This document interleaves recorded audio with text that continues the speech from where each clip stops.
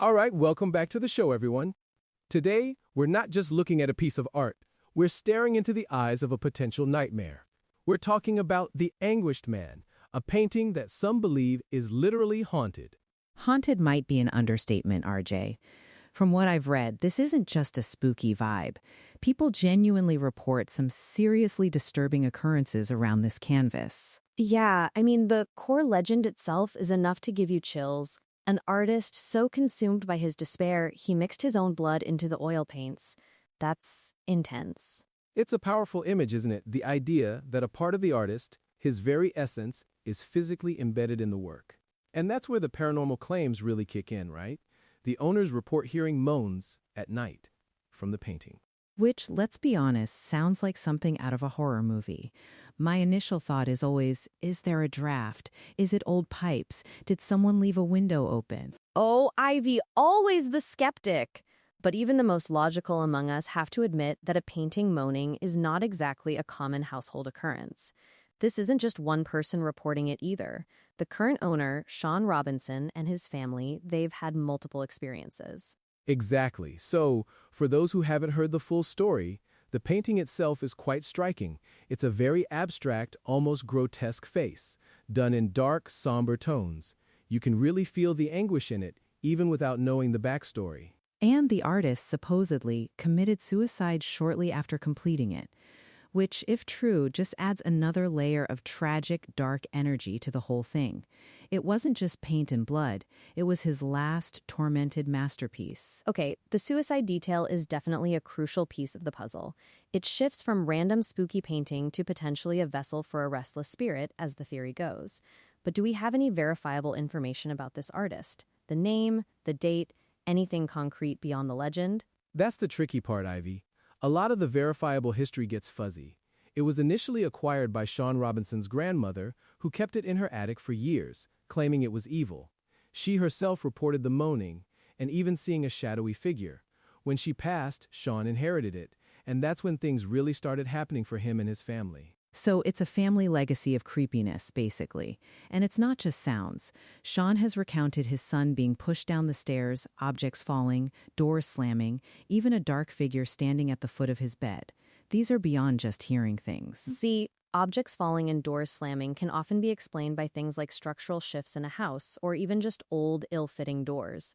But the moaning, specifically from the painting and a child being pushed downstairs, that's harder to just brush off with a logical explanation, unless, of course, there's a history of sleepwalking or night terrors for the child involved. And the dark figure at the foot of the bed, that's a classic paranormal encounter, often associated with sleep paralysis, but when it's tied to an object with such a potent backstory, it really makes you wonder. The family even moved the painting into their basement, which seemed to intensify the activity, ironically. Oh, that's just typical, isn't it? You try to contain the evil, and it just gets angrier. The theory that the canvas acts as a physical vessel for the artist's soul, it's horrifying, but also strangely poetic. This man poured his suffering, his blood, his final breath into this piece, and now his spirit is tethered to it forever. Poetic, maybe, but also potentially a powerful example of the placebo effect or a self-fulfilling prophecy. If you inherit something with a scary story attached and you're told it's evil, your mind might start interpreting normal creaks and groans as something supernatural. The power of suggestion is incredibly strong. I can see that, Ivy. Humans are pattern-seeking creatures. Our brains are wired to connect dots, sometimes where no connection truly exists. But what about the documented attempts by paranormal investigators? Sean Robinson has had several groups come in to examine the painting and the activity. They've reported EMF spikes, temperature drops, and other anomalies. And even the audio recordings. There are recordings online, supposedly of the moaning. While it's hard to definitively say it's the painting, it's definitely unsettling.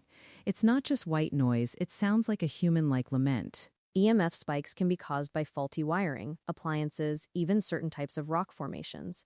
Temperature drops can be drafts, and audio recordings can be, well, you know how easy it is to manipulate audio or misinterpret ambient sounds?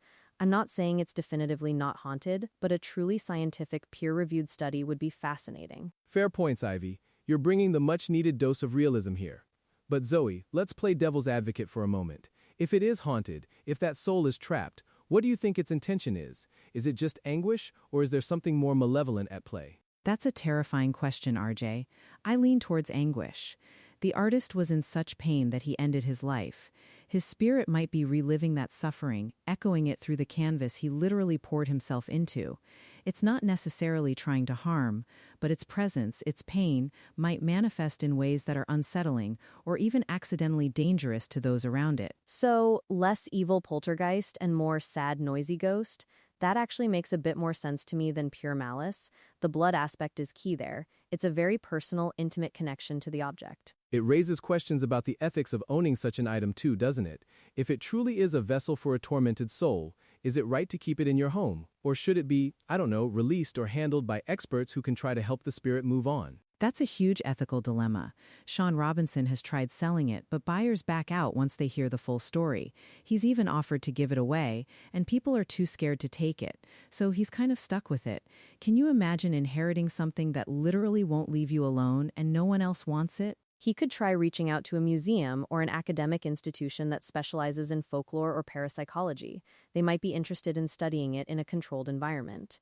Though, even then, the ethical question remains. If you contain a spirit, are you not just imprisoning it further? It's a fascinating layer to the whole paranormal field. We often talk about ghost hunters, but what about ghost ethicists?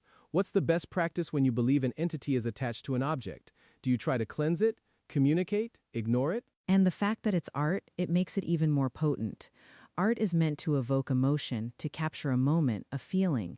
If that feeling is profound anguish and the artist used his own life force to create it, then it's almost understandable that it would continue to emanate that energy. From a psychological perspective, the power of art to affect us is undeniable. We project so much onto it. If you're told a painting is cursed, your mind will prime itself to experience negative emotions or even physical sensations when viewing it. It's a very human response. But the physical manifestations are what really get me. The moving objects, the sun being pushed, those are harder to explain away as mere psychological projection. You can't just think a child down the stairs, you know? Exactly. And the consistency of the reports over generations, from Sean's grandmother to him and his family, it suggests something more than just a localized psychological phenomenon. Unless it's a very persistent family lore that's been passed down and each generation is influenced by the previous, it's not impossible. But I do concede that the sheer volume of claims and the specific nature of some of them, like the moaning, make it a compelling case study. What about the idea that objects can absorb energy? Like, not necessarily a soul, but an imprint of strong emotions or events. We hear about that in haunted houses, but for a painting, where the artist was so intensely focused and emotionally invested, it feels like a concentrated version of that theory. I absolutely believe in that. Everything has a resonance, a vibration. If an artist is pouring despair, blood, and their final moments into a creation, that creation is going to hold that energy. It's not just paint on canvas anymore. It's a repository of a very specific, very intense human experience. That's a more palatable concept for me, the idea of residual energy, rather than a fully sentient spirit. It would explain the repeating moans as an echo of suffering rather than a direct communication. Less soul trapped and more recording played back. So, a kind of artistic time capsule of pain. That's a powerful thought, and it still gives me chills. The idea that something so beautiful, or in this case tragically expressive, can hold such a dark legacy. It truly blurs the line between art and reality, doesn't it? When you look at The Anguished Man, you're not just observing a painting, you're potentially encountering a living, breathing echo of someone's ultimate sorrow. It makes you think twice about what you invite into your home. Indeed. While I'm still on the side of seeking rational explanations, stories like this definitely remind us of the enduring power of myth and the human psyche's capacity to create meaning, even in the most inexplicable situations. Absolutely. Whether you believe in ghosts or not, The Anguished Man is a testament to the profound impact art can have, and the chilling stories it can inspire, a truly remarkable and unsettling piece of our shared human experience. And perhaps a cautionary tale for any aspiring artists out there.